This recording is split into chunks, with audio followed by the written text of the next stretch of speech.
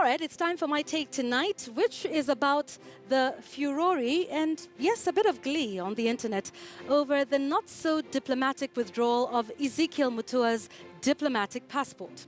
Now, the self-declared moral policeman is, of course, almost always at loggerheads with Kenyans on social media who insist he has no right to tell them how to live and should stick to classifying film content.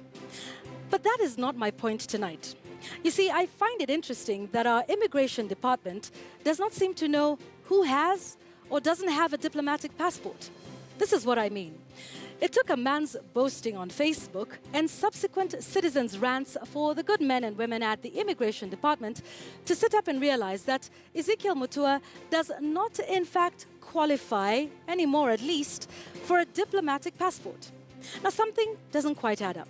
The immigration department says Mutua was issued with the famous, or should we say infamous, passport in 2013, allegedly when he was working for the Foreign Affairs Ministry.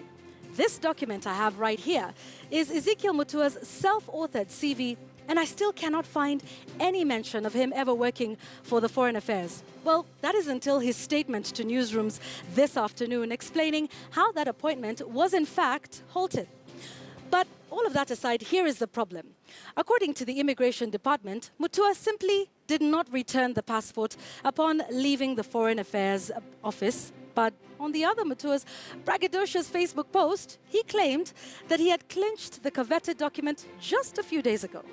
Incredulously, he is asked to return the passport when he has in fact already used it to travel, not to Uganda or neighboring Ethiopia, but all the way to the United States of America.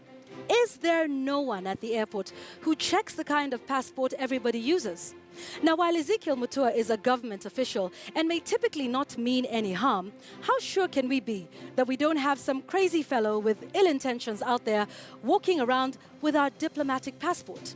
Please remember that corruption in the immigration department is well documented as a threat to the country's security, as terrorists have manipulated this loophole to get into the country and commit their acts.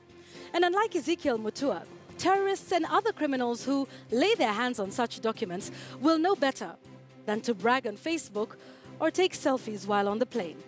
And that tonight is my take.